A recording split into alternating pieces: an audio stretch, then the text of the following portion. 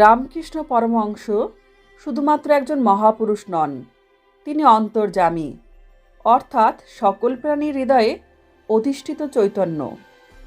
ভক্তের বিশ্বাস অনুযায়ী যিনি বাইরে মূর্তিতে পূজিত হন, তিনি ভিতরে বিবেকের কণ্ঠস্বর হয়ে কথা বলেন। সুখে তিনি শান্তিপূর্ণ, দুঃখে তিনি আশ্রয়, সন্দেহে তিনি পথপ্রদর্শক, ভক্তিতে তিনি আনন্দ। ঠাকুর রামকৃষ্ণদেব বলতেন, যিনি ভিতরে তিনি বাইরে। নামরূপ আলাদা হলেও তত্ত্ব এক। অন্তর্যামী রূপে তিনি আমাদের অহংকার ভাঙেন, ভয় দূর করেন এবং প্রেমের পথে চালিত করেন। নিঃশব্দ প্রার্থনায়, গভীর ধ্যানে বা হঠাৎ জাগ্রত হওয়া করুণায় সেখানেই তার উপস্থিত অনুভূত হয়। হৃদয় শুদ্ধ হলে অন্তর্যামী রামকৃষ্ণ নিজেই প্রকাশিত হন। অন্তরে তাকান, সেখানেই তার লীলা। আজকে আমরা জানব অন্তর্যামী রূপে শ্রী ঠাকুর রামকৃষ্ণদেব কেমন ছিলেন। ভগবান অন্তর্যামী, তিনি সকলের মনের কথা জানেন, তাকে লুকিয়ে কিছু করা যায় না। তিনি সর্বতোচক্ষু, তিনি সর্বজ্ঞ ও সর্ববিদ, অর্থাৎ তিনি সকল কিছু সাধারণভাবে জানেন এবং বিশদভাবেও জানেন। শ্রীরামকৃষ্ণের অন্তর্যামিত্বের বহু নির্দেশ পাওয়া যায়। রানী রাসমণি একবার দক্ষিণেশ্বরে মা কালীর মন্দিরে আসেন এবং ঠাকুরকে শ্যামাসঙ্গীত করতে অনুরোধ করেন। ঠাকুর যখন তন্ময় হয়ে গান গাইছিলেন, রানী তখন বিষয় সম্পর্কীয় একটা মামলার ফলাফল সাগ্রহে চিন্তা করছিলেন। ভাবাবিষ্ট ঠাকুর তার মনের কথা জানতে পেরে, এখানেও ওই চিন্তা বলে তার কোমল অঙ্গে আঘাতপূর্বক তাকে মায়ের সামনে বিষয় চিন্তা থেকে বিরত করেন। ঠাকুর যে তার মনের কথা জানেন তা দেখে রানী প্রথম বিস্মিত এবং পরে অনুতপ্ত হন। এতে ঠাকুরের প্রতি তার ভক্তি বৃদ্ধি হয়। শ্রীরামকৃষ্ণকে একদিন পরীক্ষা করার ছলে বলরাম বসু একখানি থালায় কতকগুলি সন্দেশ রেখে মনে মনে ঠাকুরকে 2টি উৎসর্গ করলেন। ঠাকুরের সামনে থালাটি ধরা মাত্র তিনি তার জন্য রাখা সন্দেশ 2টি নিলেন এবং বলরামের দিকে তাকিয়ে একটু হাসলেন। বলরাম বুঝতে পারলেন ঠাকুর অন্তর্যামী। মনমোহন মিত্রের পিসিমাতা তাহার জননীকে বলিলেন, দেখো, এমনভাবে তোমার ছেলেকে রোজ রোজ দক্ষিণেশ্বরে যেতে দিও না। ক্রমে ঘর সংসার ছেড়ে দিলে কি করবে?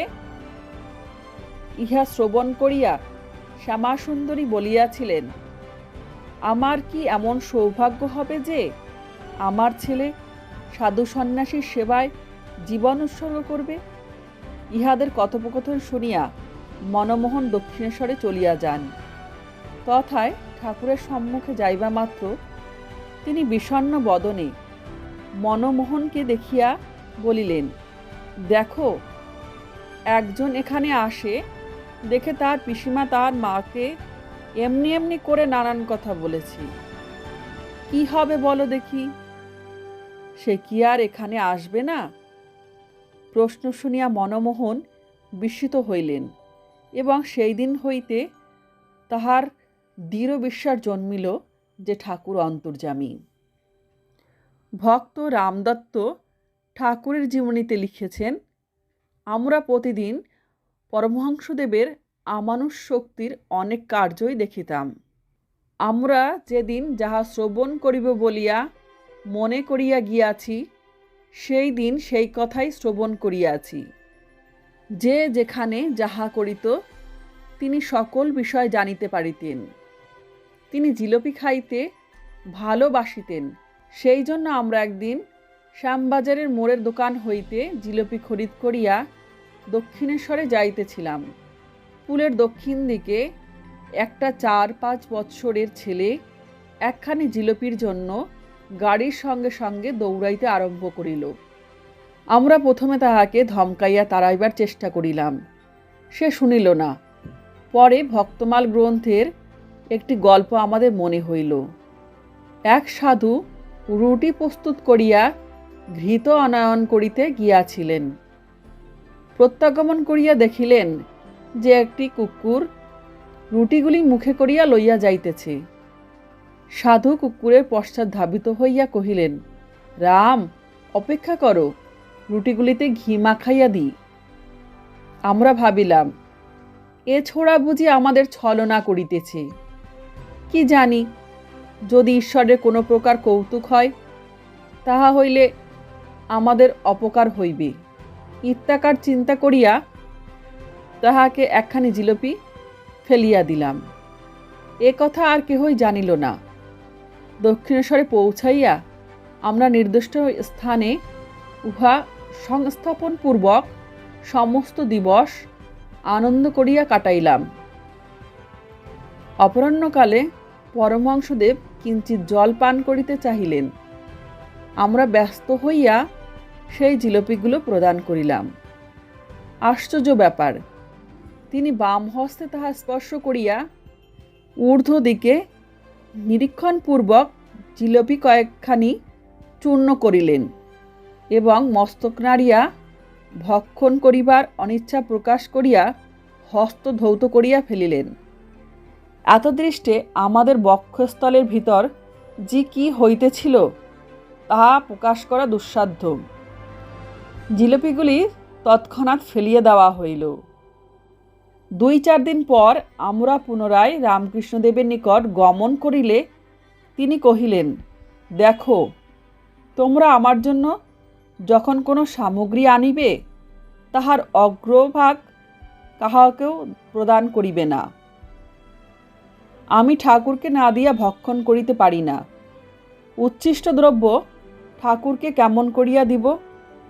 এই প্রকার ঘটনা সর্বদাই হইত। সুতরাং তাহার প্রতি আমাদের অবতারের ভাবই জন্মাইয়াছিল। নিস্তারিণী দেবী ঠাকুরের অন্তর্যামিত্বের কাহিনী বলেছিলেন আমেরিকার ভক্ত ভগিনী দেবমাতাকে। এক রবিবার আমরা সব দক্ষিণেশ্বরে গেছি। এক গরিব মহিলা ঠাকুরকে দেখিতে এসেছিল 4টি রসগোল্লা নিয়ে। তিনি ঠাকুরের ঘর ভক্তাবৃত থাকায় সে নহবতে মায়ের কাছে এলো। তারপর সেই দিন ঠাকুরের দর্শন মিলিবে না ভেবে সে নহবতের বারান্দায় কাঁদতে শুরু করলো। আমরা জানতুম ওই সামান্য উপহার তার পক্ষে যথেষ্ট। হঠাৎ ঠাকুর ঘর থেকে বেরিয়ে পশ্চিমের গোল বারান্দায় দাঁড়িয়ে গঙ্গার দিকে তাকালেন। তারপর সিঁড়ি দিয়ে নেমে সোজা নহবতে এসে যেন কাকে খুঁজতে লাগলেন। তিনি তখন সোজা ওই গরিব ভক্ত মহিলার কাছে গিয়ে বললেন, আমি খুব ক্ষুধার্ত, আমাকে কি কিছু খেতে দিতে পারো? মহিলাটি চোখের জল মুছে ঠাকুরের সামনে রসগোল্লার ভাঁড়টি তুলে ধরলেন। তিনি তৃপ্তির সঙ্গে 4টি রসগোল্লা খেয়ে নিজের ঘরে ফিরে গেলেন। আর মহিলাটি খুশি মনে ঠাকুরকে প্রণাম করে বাড়ি ফিরলেন। এই হলো আমাদের ঠাকুর রামকৃষ্ণদেব। তিনি অন্তর্যামী। তিনি আমাদের অন্তরের কথা সবই জানেন। ভিডিওটি ভালো লাগলে লাইক, শেয়ার, কমেন্ট এবং সাবস্ক্রাইব করতে ভুলবেন না।